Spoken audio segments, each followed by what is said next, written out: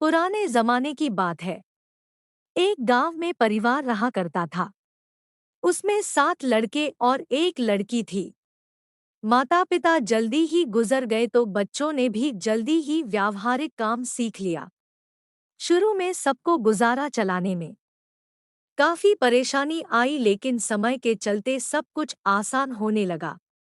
उस समय समाज के पुरुषों का काम जंगली जानवरों का शिकार करना और औरतों का काम सिर्फ घर के कामकाज करना और बच्चों को संभालना होता था।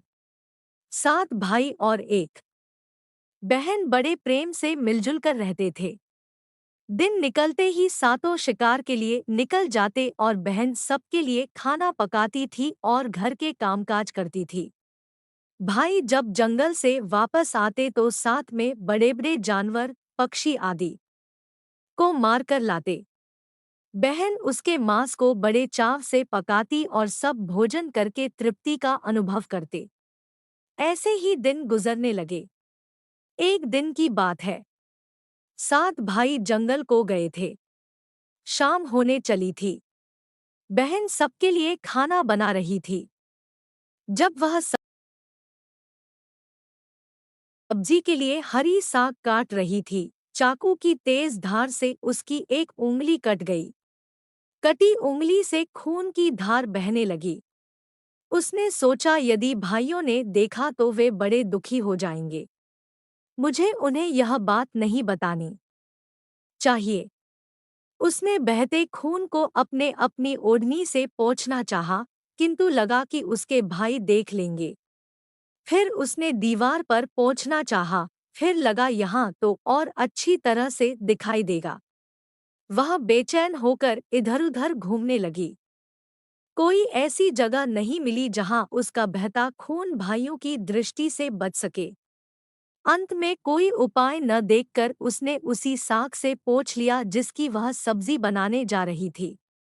शाम को भाई जंगल से वापस आए। बहन ने खाना परोसा। आज सातों को साग बहुत स्वादिष्ट लगा। सातों अपनी उंगलियां चाटते रह गए। बहन की पाकला की तारीफ की। अपनी तारीफ सुनकर बहन भी खुशी से फूली नहीं समाई। दिन भर के थके होने के कारण सातों भाई जल्दी हो सो गए। अगली सुबह रोज की तरह खा पी कर सातों भाई जंगल की ओर निकल पड़े। जब शिकार तलाशते तलाशते थक गए, सभी एक पेड़ की छांव में बैठकर आराम करने लगे। बातों बातों में रात के भोजन में बहन के द्वारा बनाई गई साग की चर्चा होने लगी। सब कह रहे थे कि इतनी स्वादिष्ट साग की सब्जी आज तक नहीं खाई थी। सबने तय किया कि आज इसके बारे में बहन से जरूर पूछेंगे और जान लेंगे कि साग में उसने क्या क्या मिलाया था। शाम को सातों भाइयों ने दोबारा बहन की पाक कुशलता की तारीफ करते हुए पूछा, प्यारी बहन, कल रात के साग में तुमने क्या क्या मिलाया था? बहन बताना नहीं चाहती थी। वह सोच रही थी कि अगर उन्हें पता चला कि उसकी उंगली कट गई है तो सभी बहुत दुखी हो जाएंगे। इसलिए उसने जवाब में कहा, कुछ नहीं।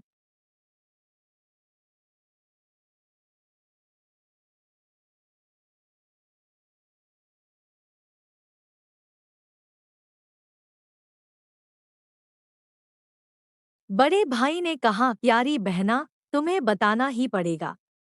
मैं जानना चाहता हूँ कि हमारी बहन ने इतना स्वादिष्ट साग कैसे बनाया। तुम्हें मेरी सौगंध है। बड़े भाई का सब सम्मान करते थे। बहन को सच बोलना ही पड़ा। उसने धीरे धीरे सारी बात बताते हुए कहा, बस इतना ही। अपना खून मिला दिया था और ज्यादा कुछ नहीं। यह सुनकर 6 भाइयों के मन में एक कुटिल ख्याल आने लगा। वे सोचने लगे, इसके खून की चंद बूंदें इतनी स्वादिष्ट है तो इसका मांस कितना स्वादिष्ट होगा। रात के खाने के बाद सातों सोने के लिए गए। सातों में फिर उसी बात की चर्चा छिड़ गई। बड़ा भाई कहने लगा, अरे, खून की कुछ बूंदें इतनी स्वादिष्ट है तो मांस कितना स्वादिष्ट होगा। सबने बड़े भाई की बात में हाँ मिलाया। अगले दिन शिकार के लिए जाते समय सातों ने यह योजना बनाई कि बहन को मारकर उसका मांस बनाएंगे। खूब स्वादिष्ट होगा। सातवें भाई को अपने बड़े भाइयों की युक्ति बिल्कुल भी उचित नहीं लगी। वह अपनी प्यारी बहन को बचाने के लिए बेचैन हो गया। वह खुलकर इसका विरोध नहीं कर सकता था क्योंकि 6 भाई एक तरफ थे। शिकार करने के बाद सभी भाई ने मिलकर एक टीले पर बांस के एक चांग, बांस के फट्टों से बना चबूतरा का निर्माण किया। उनकी योजना यह थी कि बहन को फुसलाकर यहाँ लाएंगे, तीर मारकर उसकी हत्या करेंगे और उसका स्वादिष्ट मांस खाएंगे। अगले दिन बड़े भाई ने बहन से कहा, प्यारी बहन, तुम बड़ी हो गई हो और शादी के लायक हो गई हो। मैंने तुम्हारे लिए एक सुंदर से वर की तलाश की है। आज हम उसका घर देखने जाएंगे। तुम्हें भी सत्सवर कर हमारे साथ चलना होगा।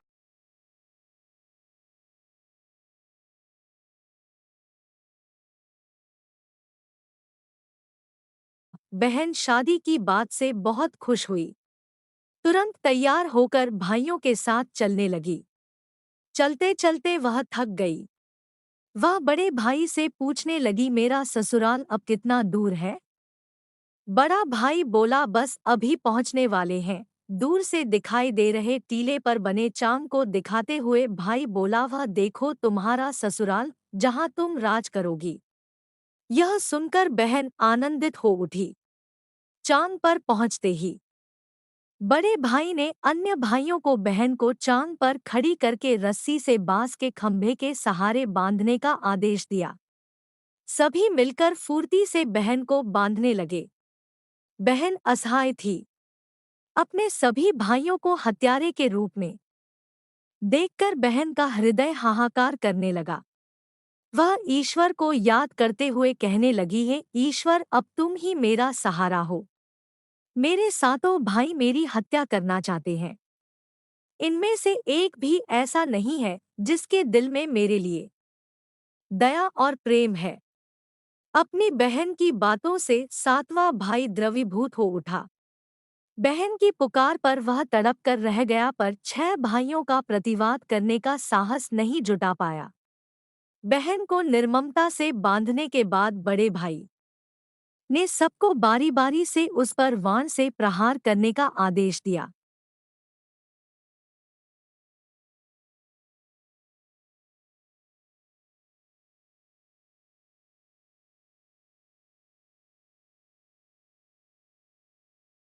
बड़ा भाई हाथों में धनुष्वाण लेकर जब प्रहार करने को तैयार हुआ, तब बहन भाई के सामने हाथ जोड़कर करुण स्वर में रोने लगी। भाई ने कठोरता दिखाते हुए तीर चलाया, पर उसका निशाना विफल हो गया।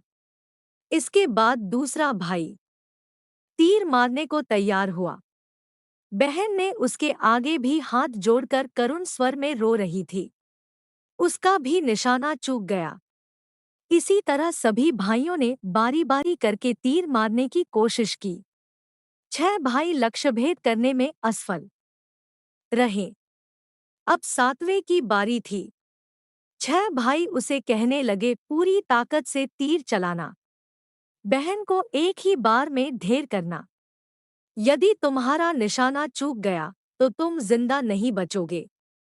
हम सब मिलकर तुम्हें मार देंगे। बहन ने छोटे भाई की जान खतरे में पड़ते देखा।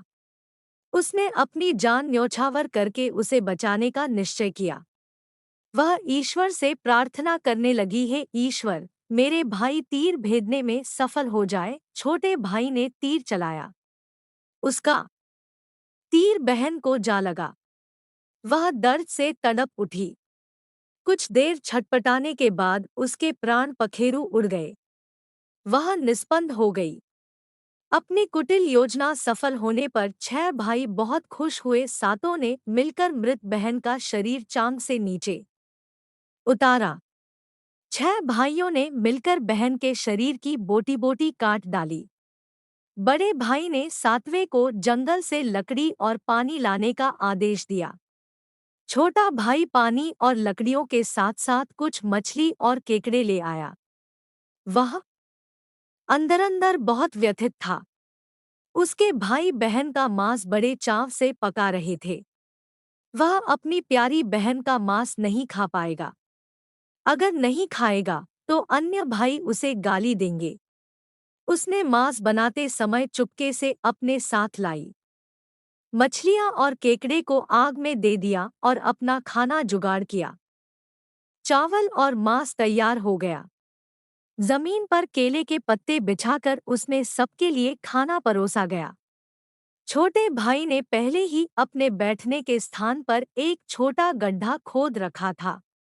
उसने अपनी पत्तल में परोसे गए नरमांस को डूब चुपके से गड्ढे में डाल दिया और मछली भात खाने लगा। अन्य भाई बहन की हड्डियां चबाने लगे, वह केकड़ा चबाने लगा। जब सबने बहन के शरीर के स्वादिष्ट मांस से अपना पेट भर लिया, तो बड़े ने सातवें भाई को जूठा साफ करने को कहा। उसने बहन की बची-खुची हड्डियां और शरीर के अन्य भाग जैसे सिर, नाखून, पंजे आदि सभी इकट्ठा करके उसी गड्ढे में डाल दिया और मिट्टी से ढक दिया। कुछ समय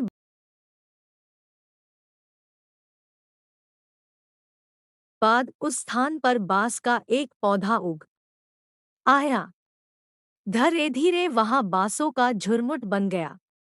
एक बार कहीं से एक संत आए और उसी बांस की झुरमुट से एक बांस काटा और अपने साथ ले गए।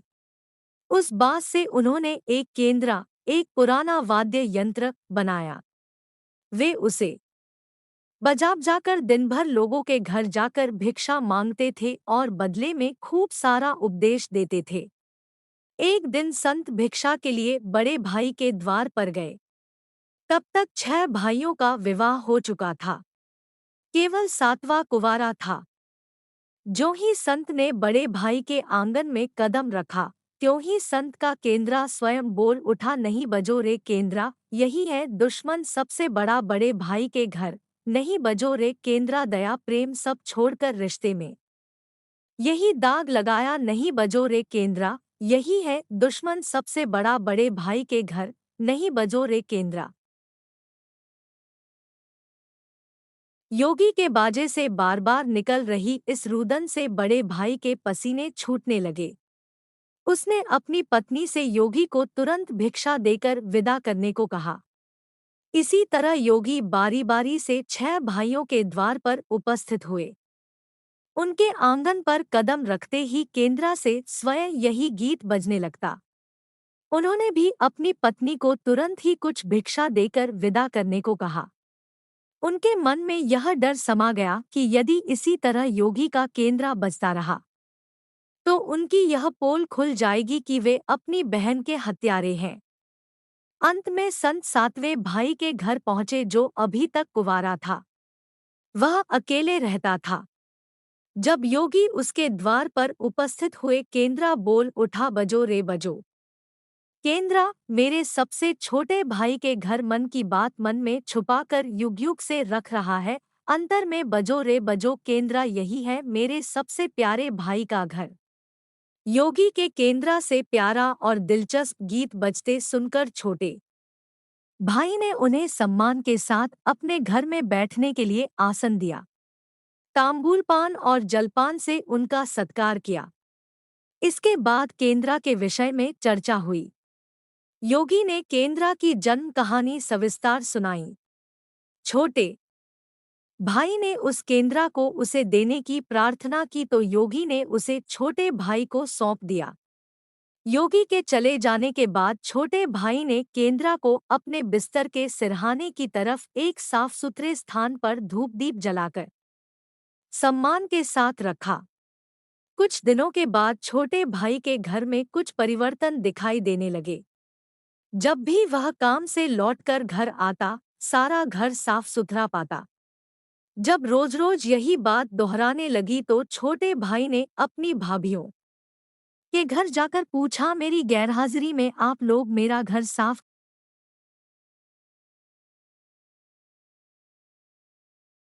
करते हैं क्या? सभी ने जवाब दिया, हमें अपने घर के कामकाज से फुर्सत नहीं है, तुम्हारा घर कैसे साफ करती।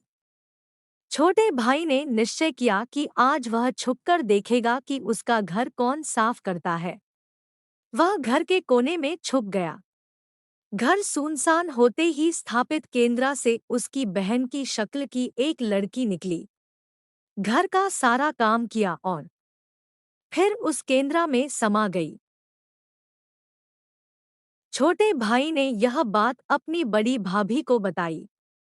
बड़ी भाभी ने उसे समझाया, जो ही लड़की केंद्रा से बाहर निकलेगी तुम केंद्रा को आग के हवाले कर देना, फिर उस पर तुलसी जल छिड़क देना, फिर देखना क्या होता है। छोटे भाई ने बड़ी भाभी के कहे मुताबिक काम किया। उसने लड़की के निकलते ही केंद्रा को आग में डाल दिया और लड़की पर पवित्र तुलसी जल का छिड़काव किया।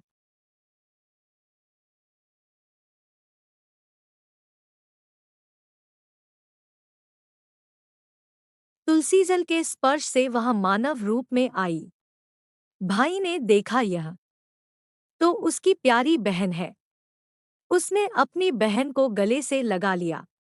उसके बाद दोनों भाई बहन बड़े प्रेम से जीवन बिताने लगे। सीख, निस्वार्थ प्रेम ही रिश्तों को बनाए रखता है। रिश्तों को कलंकित करने वाले कभी छुप नहीं सकते।